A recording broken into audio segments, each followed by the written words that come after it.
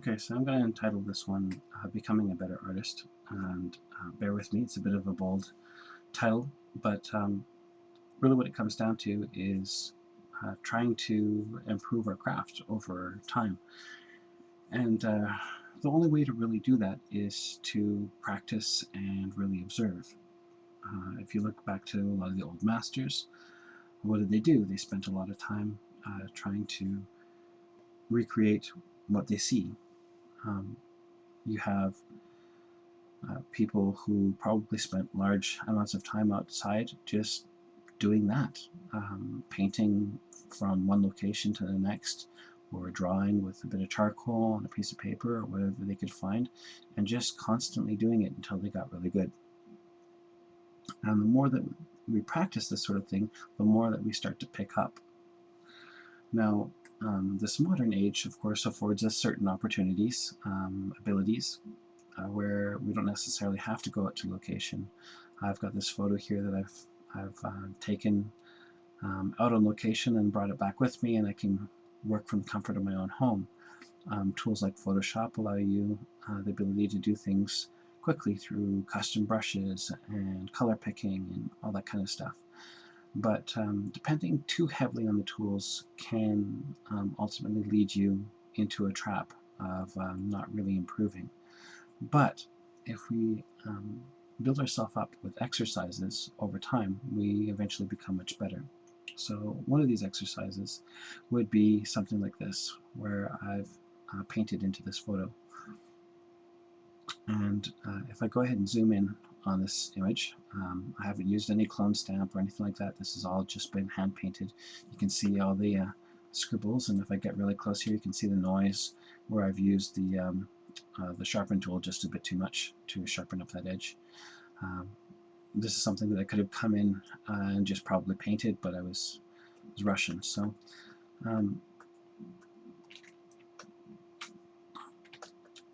this guy, when we zoom out to the level that we want, seems to integrate fairly well. And that's what we're looking for. We're trying to make it integrate well at this resolution.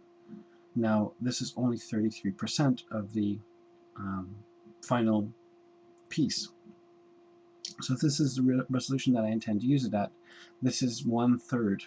And this is important because just like when you go to a gallery and you go walking down the hallway, getting closer and closer to one of these paintings that you think looks absolutely perfect, as you get closer you start to see the brush strokes. It's the same idea here. If we go ahead and allow ourselves a little bit of space to work, we can be completely messy, and as we zoom back out again, we resize that to this final image size. People won't notice our mistakes, our rushed job. Now if we take this a step further, we can zoom all the way back, just turn that layer off. Let's paint in another one. If I look at this, I've just reduced my intimidation factor heavily, so I'm just going to color pick here. I'm just alt picking. We'll talk more about doing that a little bit later. I'll just kind of cram in some lines and shape, and voila, it looks like it fits with everything else. Because I didn't have to do a lot in order to work this out. This has minimized the amount of details that I need to work on. Now as I work my way in, I zoom in twice, no more, no less, just twice, and I start to see new details creep in. So okay, well here there's some lines kind of stuff here, and maybe I can put a little bit over there. And I start to organically develop this image and try and think about how different aspects of this are going to work as I look at what kind of details exist around it. So I'm going to refine that edge a little bit. And the brush that I'm using here is just this guy. Allows me with pressure sensitivity to adjust how much opacity I'm giving, but it gives me a nice hard edge. So let's say I'm okay with that, and I reward myself. Again, zoom in twice, and again I start to see more details creep in.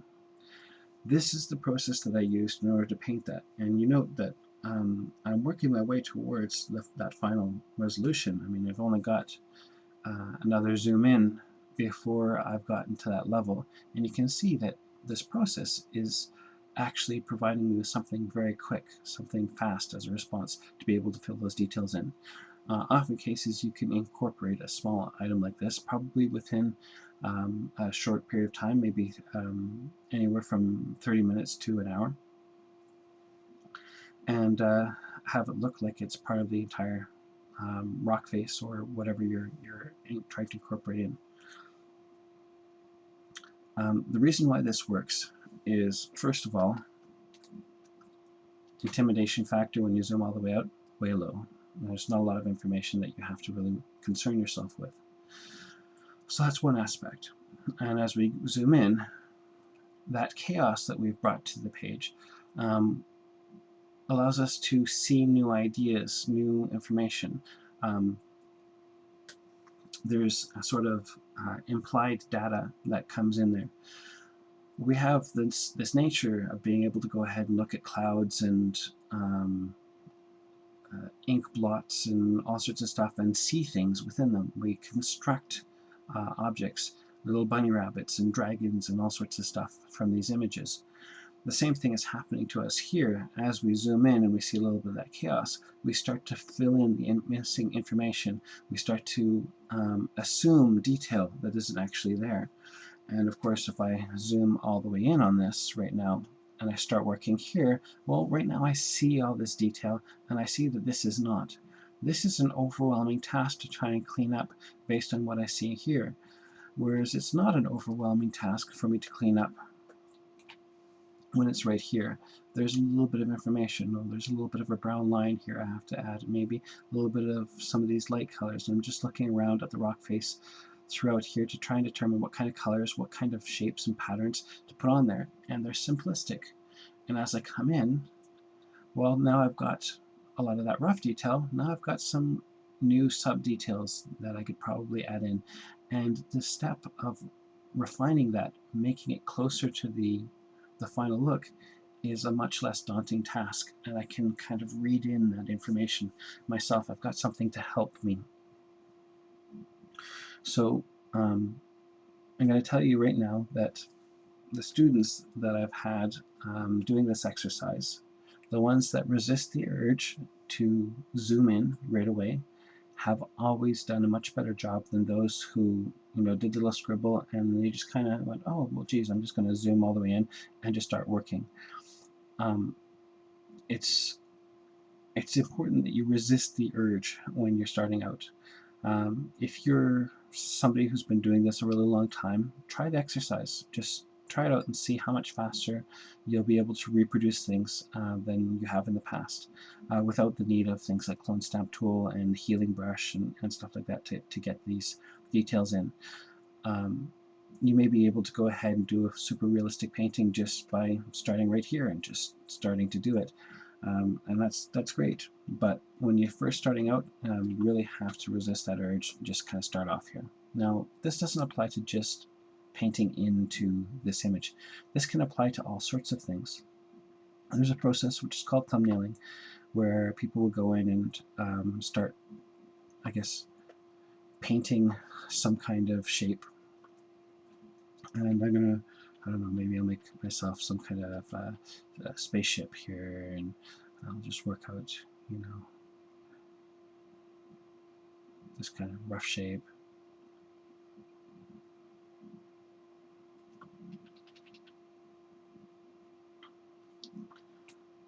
Maybe I'll take some colors from the environment.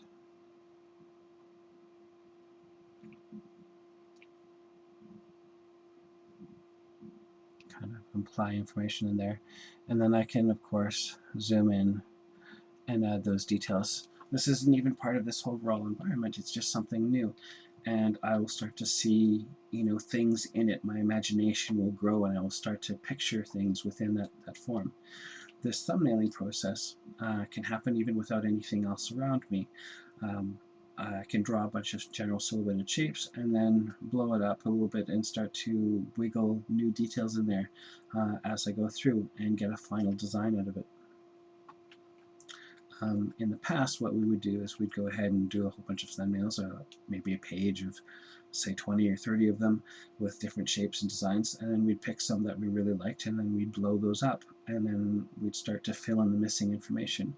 So the process is not necessarily new, it's just taking it to another level. So this can be applied to any kind of painting you want to do. Okay, so let's move along here. Let's look at some other exercises you can do in order to make yourself a better artist. So one of the things here would be to attempt a study of color, going in and attempting to pick the colors without using the eyedrop tool. So here, I'm going in and, with my paintbrush, and I'm eyedropping and I'm picking that color. And that's good for speed if you have something that already exists there and try and fit that in there. But I'm not learning anything from that process. I'm not learning what kind of colors exist in this space. I'm just kind of grabbing whatever's there and working with that. And if I have to construct this 100% from scratch, then I need to start sampling images from something else, and that's it. Well, when you're in school, you take notes. And what are notes? Really, you're just copying something down. You're looking in a book, you're reading it out, and you're printing it back on the page. Well, the same thing here. We can take visual notes by color sampling, but without using the eyedropper. So I say, okay, well, I want to pick, let's say, this reddish kind of color here. And so I'm looking at that color. I'm not going to color pick it, but I am going to attempt to get a color close to it.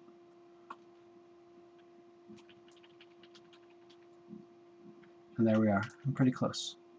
So I know that I'm a little bit off, but I can always check and see how much I'm off. So right now with this image, if I look at that, there's a whole bunch of colors in there. And if I get really close, a lot of images will have a lot of noise.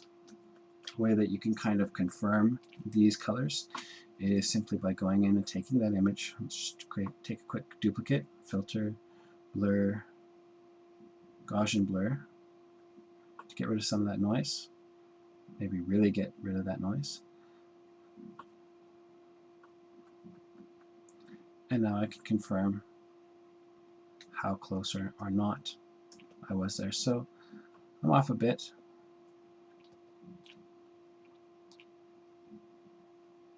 It's a little bit redder, a little bit darker.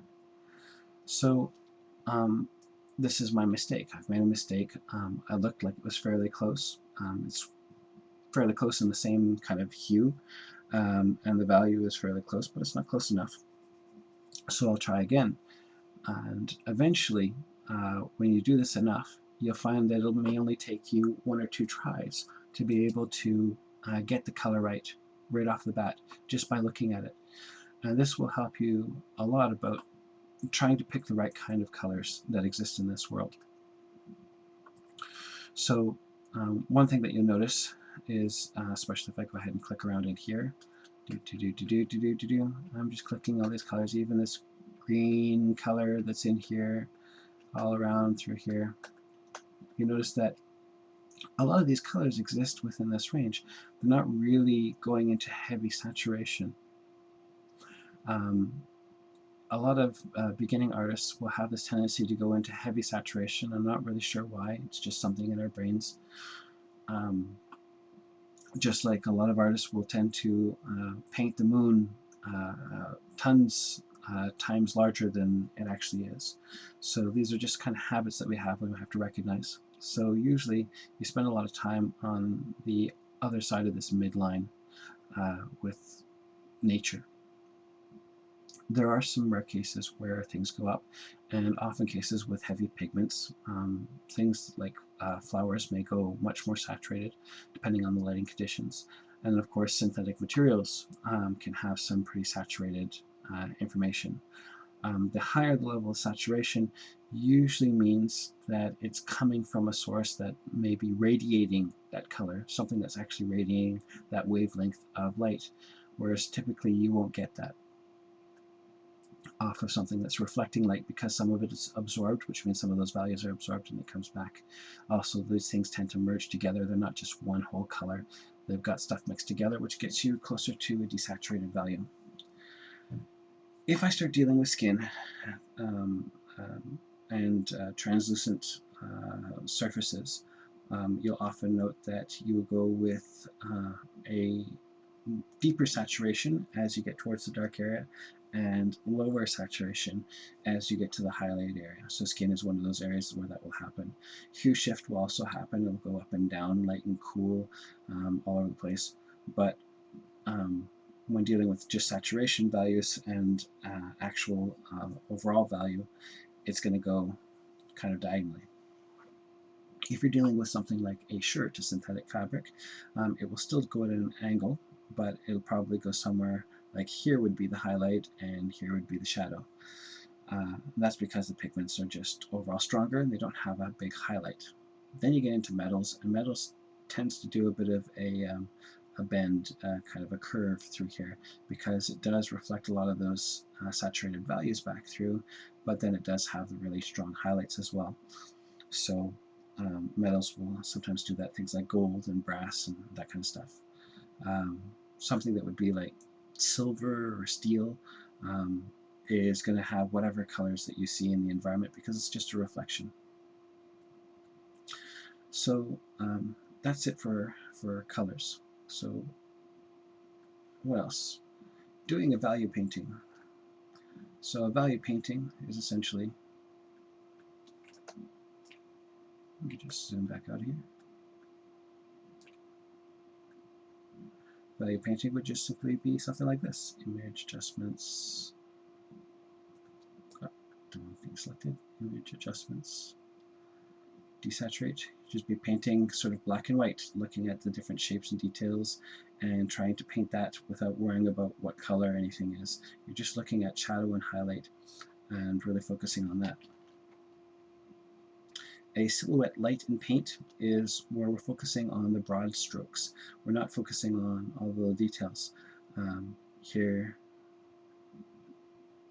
let's turn this stuff off. Here you can see that I've got this blurred out as general information. And actually, let me just pause for a sec. So I just quickly put a filter on it, and just focusing on the simple shapes. None of the details, not any of the little rocks or the little leaves or any that kind of stuff. Really just focusing on the colors that exist in the piece, where the light is sitting, and what the general shapes are, the overall shapes. This will allow you to be able to accomplish it in a shorter period of time. So this would be your silhouette and general light, and a little bit about the colors. Painting into a photo, this process here where you actually paint into the photo can be accomplished within that time period. So painting directly into the photo would be an exercise that you could do with 30 minutes or an hour. Or you can do something that's a constructed element, something where you paint directly out of your head, paint a sphere or other simple shapes, or you can construct some kind of form and just give yourself a short period of time. Doing general studies on specific details, so things like you're painting into a photo, but maybe focusing on a specific aspect of something. I did a study on waves, froth from a ocean. So all the little curling waves and stuff like that. You can focus on just, say, tree bark or the details on rock. And this can be part of a painting into a photo where you just say, I'm going to work in this small section and try and recreate that portion of it. Or it could be just looking at something off to the side and just painting a quick painting based on those details. This will help you create essentially visual notes about these things, and eventually you'll get much better at it. So what else can we do? Well, when you need to paint into a photo, one of the things that you might need to think about is perspective. So I just grabbed this image off the internet to just quickly look for something. So this is not my photo, but it just had a bunch of straight lines in it, so that's why I grabbed it. And I'm just going to go ahead and take the line tool here, and starting at a point onto the side here, undo that. I draw through the shape all the way through and just kind of end. And then I'm going to find another line, so right here, and I'm going to draw that one out straight through. And the point at which they converge should be my horizon line. So if I went ahead and use that point and just draw out, just went a little bit too far there. And I'm just going to hold down Shift while I move this so it just crosses through there. There we go. This is now my horizon line. The points where they converge should be the horizon line. If I continue to draw out from this point, it should match up with other elements in the image. And as you can see, it does. So I've confirmed that that is the vanishing point for this object. Chances are, if it's flat on the ground, it will meet the horizon. This also means that now, based on having that horizon line, I can then go to other objects and draw through them. And where they meet on that horizon line, I don't now need to do multiple other pieces. I know that this is my vanishing point, and I can confirm that by now going in the opposite direction and looking to confirm that it lines up with other elements across there. And of course, it does. So as long as you have the horizon line, it's really easy for you to be able to go ahead and work out the perspective for any new item that you want to put in here. You just have to pick a vanishing point, and voila, it's going to be in correct perspective to everything else, and that's how it's going to work. Let me take a look quickly into a 3D program. We'll just kind of look at this stuff here. And I'm just going to duplicate this item and scale it out. And scale, and scale, and scale. And you see eventually it disappears off into the horizon line. This is the horizon line now, where it's vanishing off into it. And if I were to duplicate this guy here, and just scale his duplicate out, because these guys are in a grid, they're the same alignment, they have the same vanishing point. So as long as they're in the same alignment, they'll have that same vanishing point. And this is consistent with pretty much everything. I'll go ahead and just take this guy here and zoom out. Even though he's much larger, he's still going to vanish into that same location. So that doesn't mean that everything is going to go to the same vanishing point. I've got another object here. It's different alignment. He's not lined up with everybody else. And of course, just like that building that we did the second set of points on, he's got a different vanishing point because he's not aiming the same direction. Now, anything that's sitting flat on the ground will meet that horizon line. Anything that is not pointing straight directly at that ground, say an object that is on a hill, but it's not constructed from that hill. Like you can have a building that exists. Just grab these points here in the front and pull them down, and they're constructed on a hill. These lines are still going straight up and down because gravity is consistent. Unless you're doing the Leaning Tower of Pisa, you're going to probably find that most buildings are going to be straight up and down. So I'm not talking about this kind of idea. I'm talking about a car that's sitting on a hill that's aiming downwards, or somebody's put a box or a table on these things. That sort of stuff is going to have a different vanishing point, and it's not going to sit on the horizon line. It can't because it's aiming in a different direction. So you just have to watch out for stuff like that. Now, another problem comes into play when trying to do horizon when we deal with natural environments. So this is another photo I quickly grabbed off the internet just because it had some elements that I wanted to use for this demo. And just going to quickly change colors here. If I look, there's striations in this rock, so it makes it nice and easy for me. I'm not going to use this line because that's not going to do anything for me. It's not going to help me at all. Can't use this line either. These are not pieces of information that are useful to me. what I need to do is make use of things that I know that are based on height, actual altitude. So if I'm thinking this way, this height, altitude right here, that's probably the same height right there, and I can use that as a line to draw through. So if I go ahead and I take this guy and I draw through that line, say right about there, and I draw through another one of these lines, and look at the point where they meet. This point of convergence should then line up with other elements, and you can see that that's what's happening. So even the height of this darkness area aligns. Because I have this, I now have, oops, I now have the horizon line. And in fact, often cases when you see anything that's parallel to the image, will typically be the horizon line. So if you see something that's completely flat, you know it's the same altitude and it's a straight line, chances are that's your horizon line or something close to it. Now in these kinds of images, you can't necessarily see the horizon line, so finding the horizon line correctly is fairly important to you. Once you've got that horizon line, you can then start using it again for other elements in the image. So if I were to draw through here, and I found the horizon line, which should be, I'm just going to drag these guys over so I can find where that point is.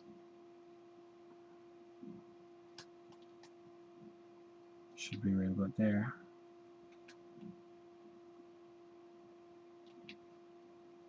Drag these ones off. If I've got this horizon line figured out, any line that I figure out across here, so I'm making the assumption that these guys are straight, where those points meet should help me line up with other elements in here and be fairly consistent. So this line here throughout this area, the height of these two rocks, these things feel fairly consistent.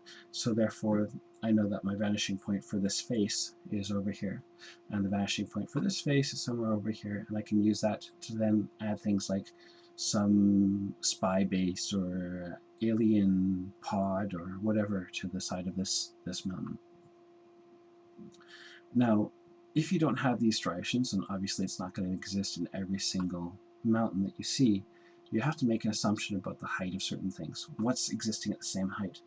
Now there's some logical things that exist in any kind of image that will help you determine that. And if you notice here, this line of grass tends to grow up to a specific height. And it's not simply a matter of the fact that the hill face is grown straight up here. It's perhaps a general resistance to growing that high. I do see a little bit of green up in here. But you note that a lot of this stuff is growing just along some of these edges. You'll notice that the tree line itself tends to not go above a certain height. The trees are not kind of existing up in these areas, even though that they're areas that they could be growing on. If we take a look at this image here, again another one off the internet, you'll note that this little green blotchiness, this sort of light yellowish green, only exists up to a certain height. And if you look at snow, it's only going to go from one height down, because when it gets to a certain altitude, the temperature is going to change and it's going to melt. So you can have a lot of things in an image that can help you kind of determine what the height is along something. So I just did some quick lines on this. I found the points, and of course they meet across on the horizon line, and they match up, so I can figure out the vanishing point fairly quickly. Now in this particular image, I already have the horizon line, so it's easy to figure out. But in those images where you don't have that horizon line, this will help you try and find them. So again, be careful about what you're using. Make sure it's the same height. Don't use angles and stuff like this. It's not going to help you find that position. So I guess that should help you out in terms of working on better imagery. And if you have any questions, feel free to put them into the comments, and I'll try and answer them when I have time. Cheers.